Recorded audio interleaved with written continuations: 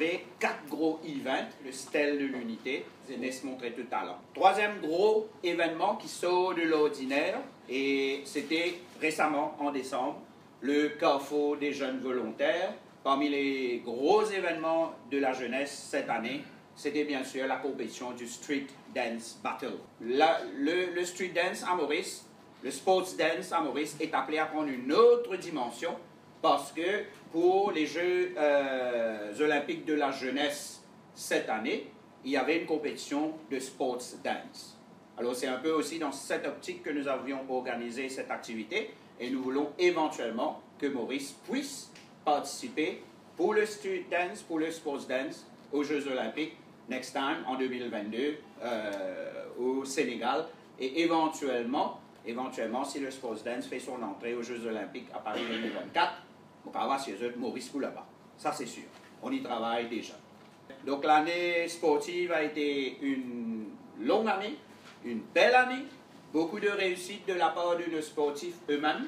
Et donc là, le tout dernier en date, c'est bien sûr l'extra-performance de nos 2 jeunes aux Jeux olympiques de la jeunesse, c'est-à-dire Margot, qui a eu une médaille de bronze, et Terence, notre première médaille olympique en or.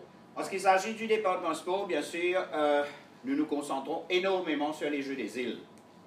Jeux des îles next year, mais là, résiste à peu près 6 mois.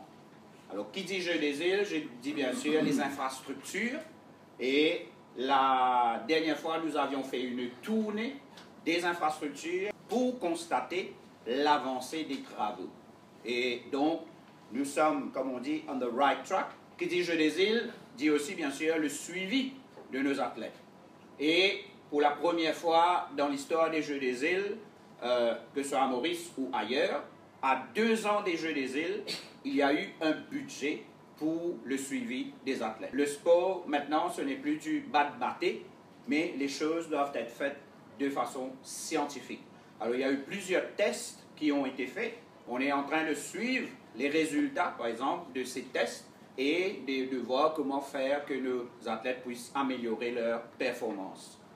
Qui dit Jeux des îles dit aussi, bien sûr, le comité organisateur, le COJI, avec le CEO, M. Sosier et toute l'équipe, où il y a un énorme travail qui est en train d'être fait. Cérémonie de clôture, cérémonie d'ouverture, les sponsors, donc pas plus loin que cette semaine-ci, nous avons signé un autre gros sponsor, c'est-à-dire Mauritius Telecom. Alors donc toute l'organisation générale des Jeux des îles, je pense que les choses vont dans le bon sens et que le COJI est en train de faire un travail formidable. Item fort aussi du département sport cette année, c'est bien sûr la publication et l'implémentation du National Sports and Physical Activity Policy. Après 50 ans d'indépendance, donc pour la première fois, Maurice, on peut dire la République de Maurice, a un Sports Policy digne de ce nom. Nous avions fait le lancement et il y a déjà plusieurs recommandations qui ont été mises en pratique.